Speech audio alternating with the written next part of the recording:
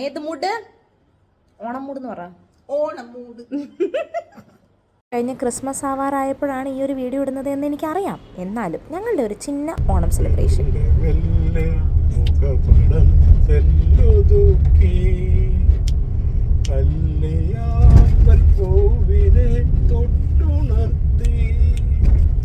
ഒരു കുടന്ന നിലാവിൻ്റെ കുളിരു കോരി നെടുകയിൽ അരുമയായി ഉടഞ്ഞതാരോ.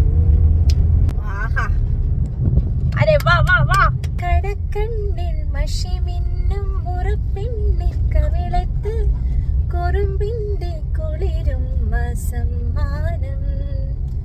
പൂക്കൂട നിറയ്ക്കുവാൻ പുലർമഞ്ഞിൻ കടവത്ത് പുന്നാര കാറ്റിന്റെ സഞ്ചാരം.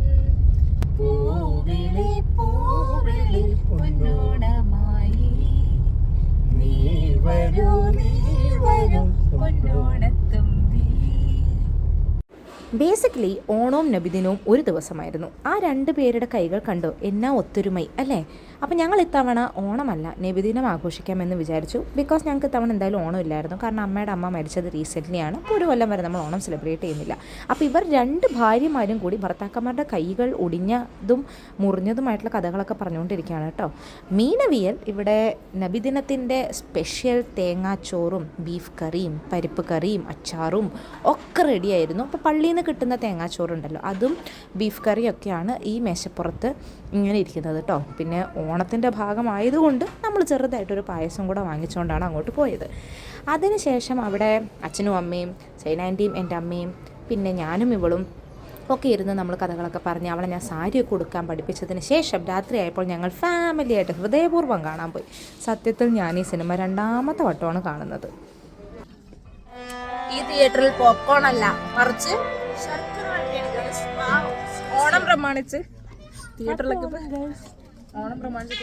ശർക്കര വരട്ടിയാണ്.